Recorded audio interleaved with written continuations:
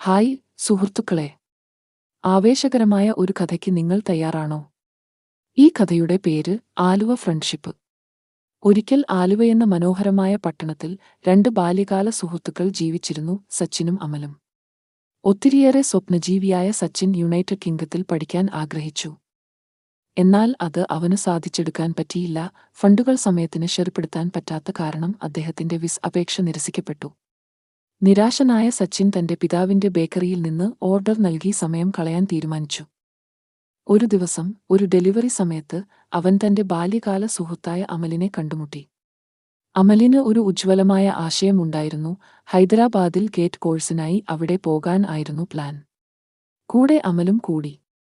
ഹൈദരാബാദിൽ മറ്റൊരു കഥാപാത്രം രംഗപ്രവേശം ചെയ്തു, റീനു റോയ്. ഓസ്പിൻ എന്ന ഐ.ടി. കമ്പനിയിലാണ് റീനു ജോലി ചെയ്തിരുന്നത്. അവൾ ഉന്മേഷമുള്ളവായിരുന്നു, വളരെ നല്ല ഒരു തൊഴിലാളി ആയിരുന്നു. പുതുതായി ചുട്ടുപൊഴിപ്പിച്ച അപ്പം പോലെ ഊഷ്മളമായ ഒരു സ്വഭാവം ഉണ്ടായിരുന്നു. റീനുവിന്റെ റൂംമേറ്റ് കാർത്തികയും ഒരുപോലെ നല്ല സൗഹൃദ മനോഭാവം ഉള്ള ആളായിരുന്നു. യാദൃച്ഛികമായ ഏറ്റുമുട്ടലിനെയാണ് സച്ചിന്റെയും റീനുവിന്റെയും വഴികൾ കടന്നുപോയത്.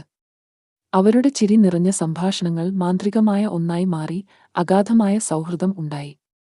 അവർ ഒരുമിച്ച് നഗരം പര്യവേക്ഷണം ചെയ്തു. സ്വപ്നങ്ങൾ പങ്കിട്ടു, കൂട്ടുകെട്ടിന്റെ സന്തോഷം കണ്ടെത്തി. എന്നാൽ ജീവിതം എപ്പോഴും സുഗമമായിരിക്കില്ല. ജോലിസ്ഥലത്ത് റീനുവിന് വെല്ലുവിളികൾ നേരിടേണ്ടി വന്നു. സച്ചിൻ മാതാപിതാക്കളുടെ തമ്മിലുള്ള പ്രശ്നങ്ങൾക്കിടയിൽ പൊരുത്തപ്പെടാൻ ബുദ്ധിമുട്ടുന്ന സമയമായിരുന്നു. എന്നിട്ടും അവർ രണ്ടുപേരും സൗഹൃദം അചഞ്ചലമായി തുടർന്നു. പലതരം വഴികളിലൂടെ അവർ പരസ്പരം പിന്തുണച്ചു. യഥാർത്ഥ സുഹൃത്തുക്കൾ നക്ഷത്രങ്ങളെപ്പോലെയാണെന്ന് തെളിയിച്ചു. ഇരുണ്ട രാത്രികളിലും അവർ തിളങ്ങുന്നു. ഒരു ദിവസം അവർ ഹുസൈൻ സാഗർ തടാകത്തിനരികിൽ ഇരിക്കുമ്പോൾ റീനു തന്റെ രഹസ്യം പറഞ്ഞു. അവൾക്ക് പെയിന്റിംഗ് ഇഷ്ടമായിരുന്നു. അവളുടെ അഭിനിവേശം പിന്തുടരാൻ സച്ചിൻ അവളെ പ്രോത്സാഹിപ്പിച്ചു.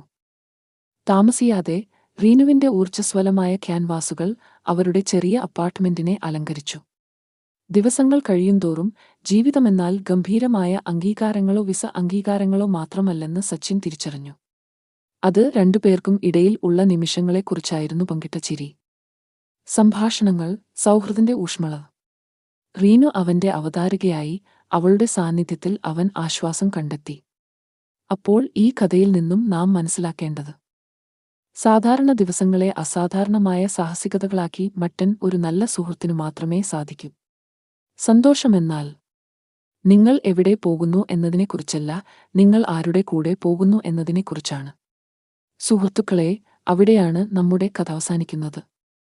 നിങ്ങൾ ഞങ്ങളുമായി ഒരുമിച്ചുള്ള സമയം ആസ്വദിച്ചെങ്കിൽ ഇതുപോലുള്ള കൂടുതൽ രസകരമായ കഥകൾക്കായി ഞങ്ങളുടെ ഈ യൂട്യൂബ് ചാനൽ സബ്സ്ക്രൈബ് ചെയ്യാൻ മറക്കരുത്. ഒരു വലിയ തംസ് അപ്പ് നൽകുക. നിങ്ങളുടെ എല്ലാ സുഹൃത്തുക്കളുമായും ഇത് പങ്കിടുക. നമുക്ക് കഥപറച്ചിലിന്റെ സന്തോഷം പ്രചരിപ്പിക്കാം. ഓർക്കുക, ഓരോ ലൈക്കും ഷെയറും സബ്സ്ക്രൈബ് ചെയ്യലും കൂടുതൽ സ്റ്റോറികൾ ജീവസ്ത്രതാക്കാൻ ഞങ്ങളെ സഹായിക്കുന്നു. സ്വപ്നം കാണുക, പുഞ്ചിരിക്കുക. നമുക്ക് അടുത്ത കഥയിലേക്ക് പോകാം. കഥകളുടെ മാന്ത്രികത ആസ്വദിക്കൂ.